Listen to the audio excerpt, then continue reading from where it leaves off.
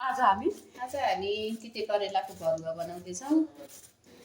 त्यो चाहिँ एकदम मिठो हुन्छ। त्यो चाहिँ अब यसरी बाहिरको कुखुरा सबै छिल्ने अनि त्यसपछि हल्का उसिन्ने, धेरै फिटिक्क हुने गरी नउसिन्ने अनि त्यसपछि निकाल्ने अनि प्याज, लसुन, खोर्सानी, टमाटर अनि यो गुदी मैले निकालेको गुदीहरू सब फ्राई गर्ने अनि करेलाभित्र भरेर अनि फेरि तेलमा फ्राई गर्ने। यसरी पिस पिस गरेर काट्यौँ। यसरी पिस पिस गरेर काट्ने। अहिले यहाँभित्र बुके झऱ्यो एउटा, केही पनि ननिकाल्ने, यो टुप्पो पनि नफाल्ने यसको।